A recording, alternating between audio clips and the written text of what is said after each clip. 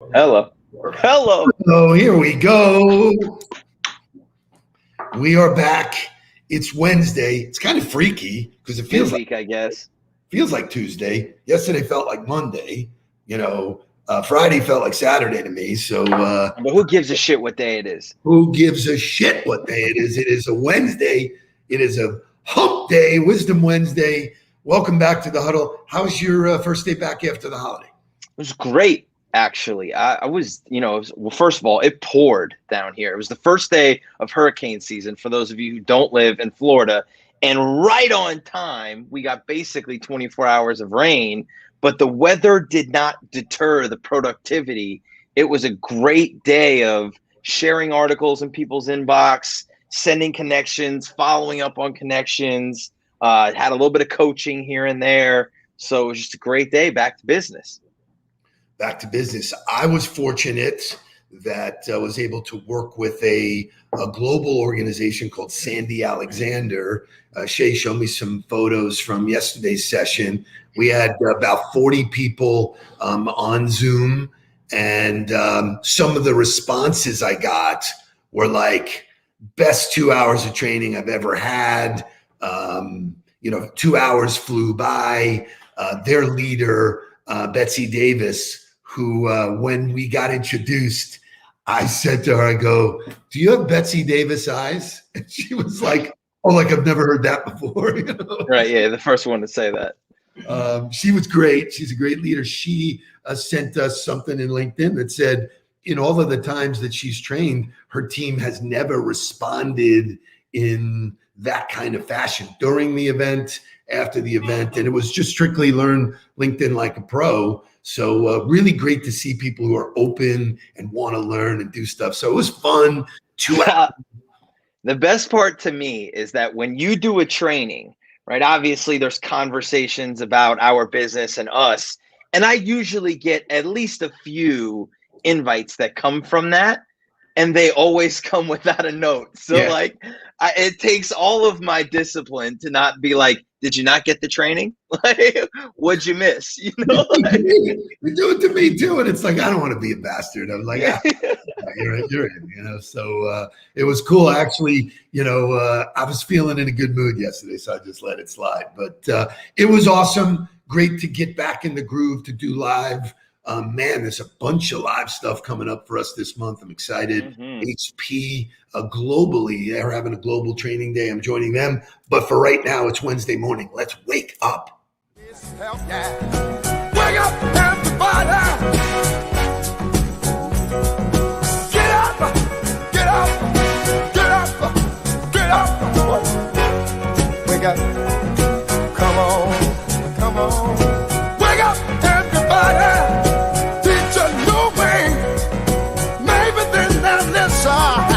What you have to say. Wake up, everybody. No more sleeping in bed. No more back to thinking, top of thinking ahead. Come on now.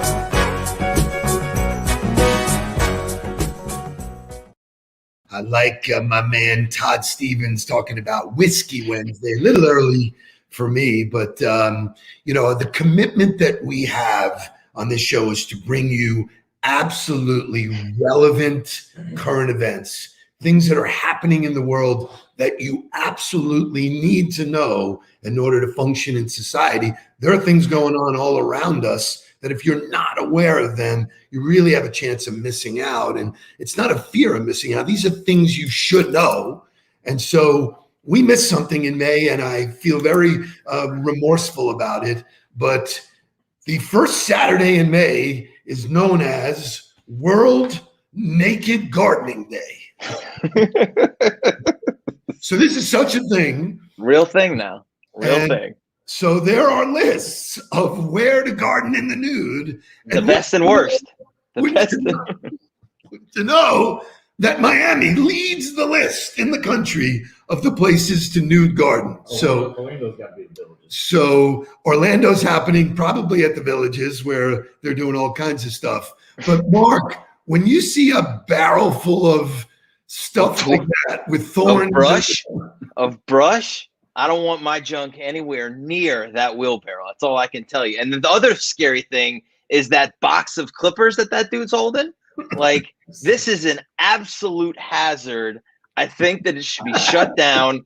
They should remove the day. This is not something that I condone. Oh my God. This is a real thing. So Hazardous. I think back to, being innovative, coming up with new ideas. Who came up with the idea that it's important to go outside without any clothes on and roll around in something that could give you poison ivy? It seems very, very dangerous to me. And, there's lots of, you do all kinds of stuff naked. There are people who skydive naked. There's all kinds of stuff that happens. I'm not doing any kind of manual labor naked. It does not seem like those are two things that should go together. I'm out. The thought of having Shay, what the hell is going on out here? Hey, give me that. What the hell is going on? What the hell's going on out here? So the thought did occur to Mark and I to host a live huddle, and it would be the naked huddle. It would be the naked huddle. We may lose our LinkedIn Live for that one. So anyway, Casey Della Penna, very, very, very funny. What did he say? I didn't see it. I said, imagine those who just logged on to see that picture without any description. They just drove off. Hopefully that's not their first huddle. Yeah. That was the latest LinkedIn training class. That was so anyway. So I like to do words on Wednesday, all of this stuff in learning. So let's do the daily word quiz, which I'm going to try and do every Wednesday. Shay, show me the daily quiz. What does it mean to tarry? And there are 4 answers there. And as we go through the show, people who get the right answer, and this is for anybody who decides to play, anybody who gets the right answer, we will give them a choice of on the ball or tell me something good or daily huddle swag. So get some swag. I do have the answer. We can give it sort of a minute or two to sort of sort through that. And let's see if anybody comes up with anything. But while we're doing that, Devin said stay longer. So let's see. She is the right answer. That is the correct. I did not even remember the answer. That's impressive. That is absolutely impressive. Good for you. Debbie Hammer gets something. Scott Graham gets something. Larry Long Jr. got it. Boom, there we go. So nice job, everybody. We have a smart group in the huddle. And I'm going to. That was my guess. That or sweep the floor were my 2 guesses. I thought it was sweep the floor. That would have been mine. But anyway, thank you all for playing. Hopefully, we learned a new word today.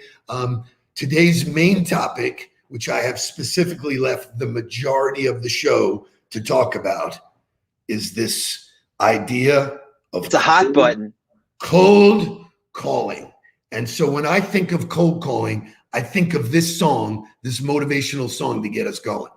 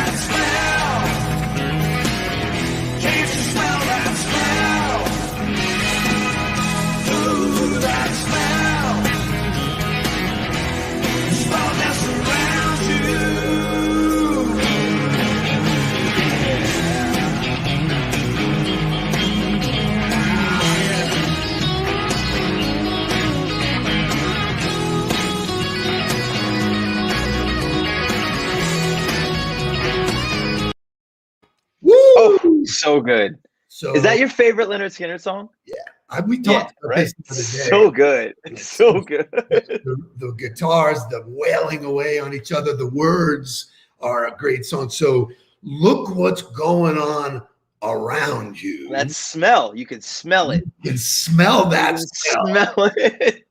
And when we're talking about cold calling, I think it stinks. So I have some statistics, and then I'm going to give you pure fact on how the world is changing. Here's statistics.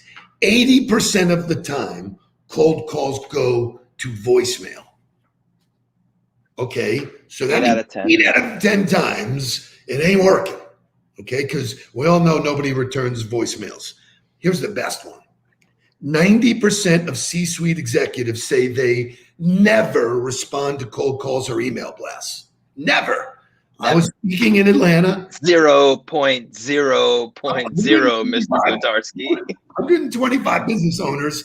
I start out and I say, by a show of hands, how many of you answer your phone when you don't know the phone, when you don't know who's calling you? Not one person raised their hand. I said, and all of you will go back to your organizations and tell your sales team to hit the phones. What's going on out there? Yep. Okay. A couple other things. Only 88% of buyers will have nothing to do with cold callers. Because why, Mark? Why won't they have anything to do with cold callers? Because why would you pick up the phone? Why would you listen to the pitch when that person knows nothing about you and they're just trying to sell something to you immediately without knowing anything about who you are, your business, or anything of value?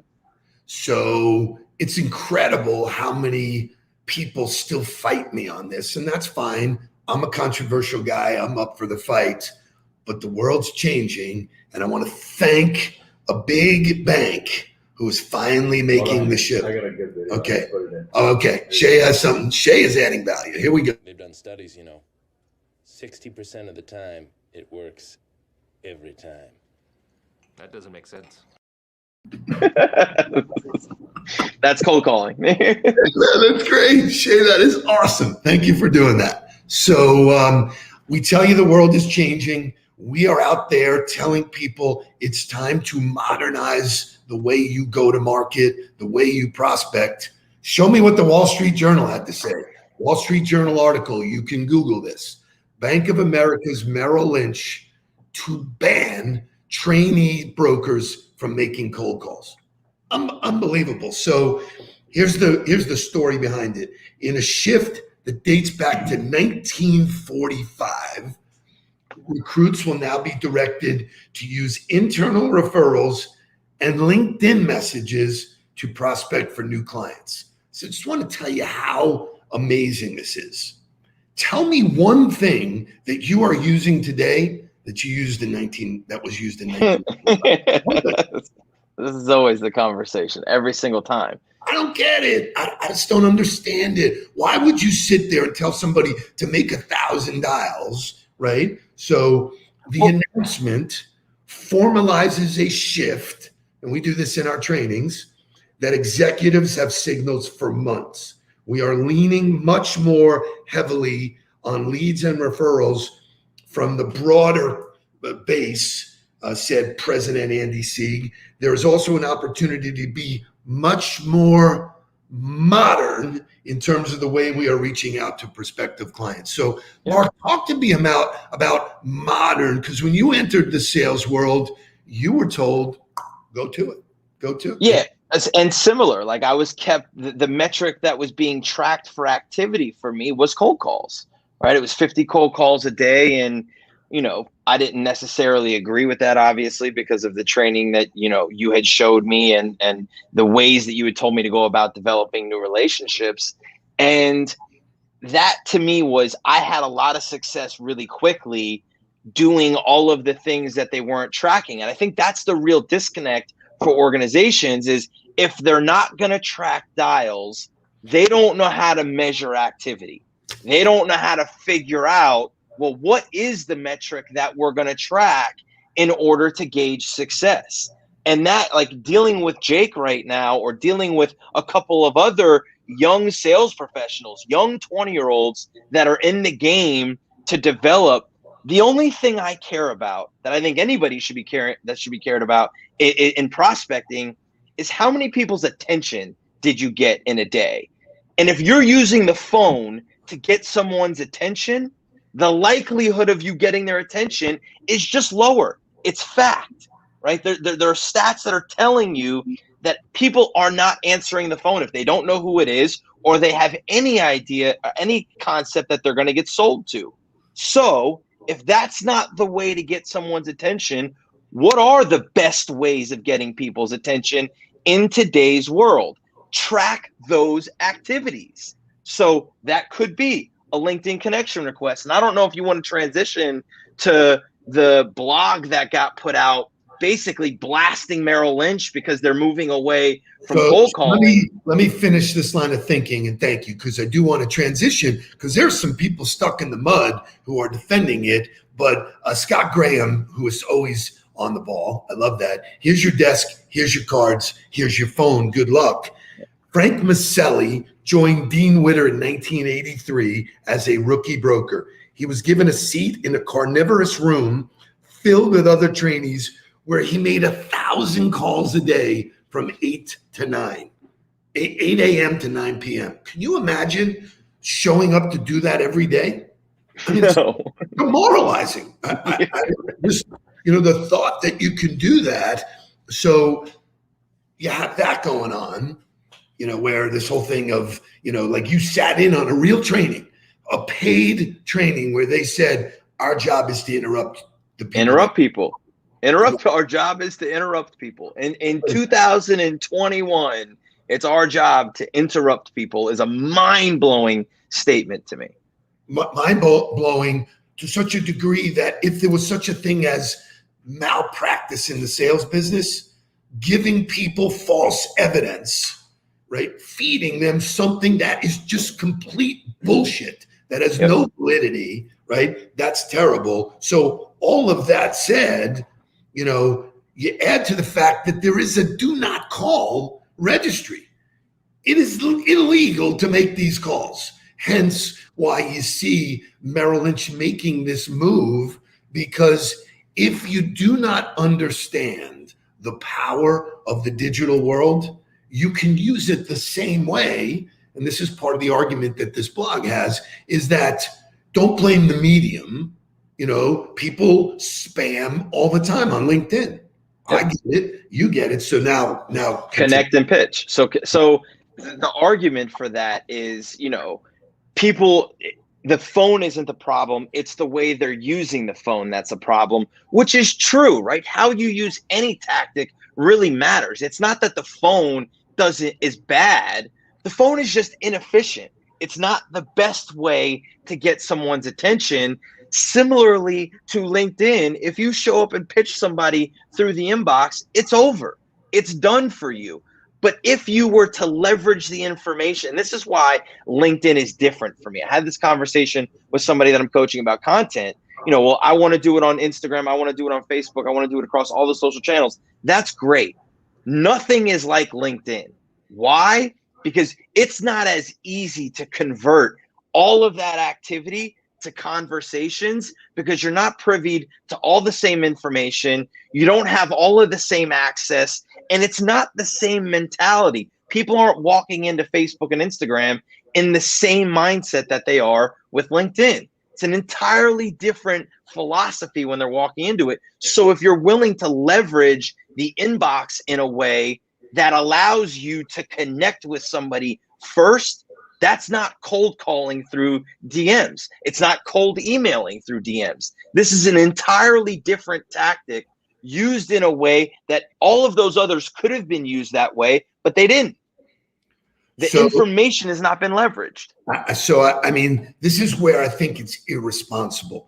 In his blog, and this is a guy that is a well-known sales trainer, a guy that is putting on events, and a guy is influencing a lot of people. Not only is abolishing cold calls a bad idea for any sales organization, but Merrill Lynch's new approach, connecting with people on LinkedIn and asking for referrals, isn't likely to help them acquire the clients they need to reach the goal.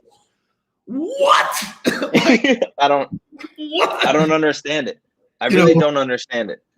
Shay, do we have a bullshit meter? I mean, do we have anything? Can we get the X?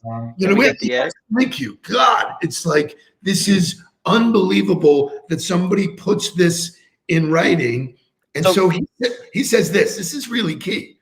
He thinks it's a competitive advantage for Merrill Lynch's competitors to say, oh, come over here. You can cold call here. Correct. Like, seriously, is there any person that in the sales universe, any salesperson that loves cold calling? I did it when I had to, but the minute I could move to something that was more advantageous, more, more engaging, I did. Why would I get stuck in something that's been used since 1945? I mean, it's insane. I think that's the difference. And I think that's what you see in that article from that sales trainer is that he's afraid of if everybody shifts, what's he going to talk about then? Yeah. Because he's not willing to adapt his training. Like we've updated Learn LinkedIn 3 times since last year because the platform changes a little bit. And as things evolve, the fundamentals of what to do stay the same, but how you go about doing that continues to evolve. So if you're looking at trainers that are or coaches that aren't evolving with what's happening, that's a big red flag as well. So, you got to be careful about who you listen to. And I really went deep into YouTube finding all of this stuff about mentorship, and Simon Sinek is phenomenal on mentorship. Who you listen to matters. You don't just randomly pick a mentor. You pick each other, and that's what he said. It's like, it's a two-way street. You become friends first. Once you become friends, you start getting advice. And he had said something about his mentor. And he at one point said to the guy, hey, thank you for being my mentor. And the guy who was a serious guy, I forget his name, said to him, thanks for being mine. I learned from you too. I learned from everybody that I work with because it helps me to train them back. I listen to what they say, but if you're not open to new stuff, how many of you, it makes me feel like this guy is going to get in his car and play an 8-track tape. I'm guaranteeing it. And Larry Long Jr.'s comment, omni-channel outreach has been most effective from my experience, leveraging all channels to connect. I agree with you 1,000%, Larry. If you're using the phone to get to a voicemail, to reference the video that you sent through email or the connection request that you sent on LinkedIn, bang, excellent job. But if you're using the phone to get somebody for 15 seconds to quickly pitch them or to ask for 15 more minutes somewhere else without having done anything to deliver value first or build a relationship first, you're lost. And that's where, if it's all about getting someone's attention first and then converting that attention to time, all of the tactics can work, especially if you use them together. But what are you saying? How are you saying it? And how are you converting it to getting someone's time is the only thing I'm interested in talking about. Yeah, I mean, this is a deep conversation. To Larry's point, you can go on, but let's just close with this. The number one objective is to create awareness, not to jam someone's shit with what you want to sell them, because people just aren't buying from pitches, okay? So that's where the cold call is so ridiculous. Why would you cold call when you can do a little bit of research, find out something relevant that you can connect? So whatever medium you use, and if it happens to be the phone, get to doing the research first, because that's where the rubber meets the road. We don't just randomly meet with people. We meet with people that we have some commonality with. And if you have not taken Learn LinkedIn Like a Pro, definitely get on the ball, because it's updated, it's great, it's ready, it's live. And that's how I got hired to work with HP globally, because they see it as relevant, new, actionable content, not bullshit like, hey, just hit the phone. So hit the bricks, pal. I love it. Get into LinkedIn, start converting people's attention to time. And if you're not sure how to do that, Get on the Ball is a great online training for you or just reach out to us and have a conversation with Look us. at my man, Scotty McGregor. There he goes. Yeah. Never made a cold call. 6.5 years in business. 0. Never. Last emails. Guess what, folks? It works. Oh, and by the way, if you don't have a referral program inside or a referral process on how to get referrals through LinkedIn, that's also in the LinkedIn Like a Pro training. It's not just about getting new connections and driving new business. It's about getting referrals from the people that you're already doing business with. And there's such an easy way to do it. Please, we want to have this conversation with you. All right. This was awesome. We went over time, but who cares? I got to go hit the phones. Let's get that. Please don't worry about me. I'm about to let my heart speak. My friends keep telling me to leave this. So let's get down to business. Let's get down to business. Give you one more night to get this.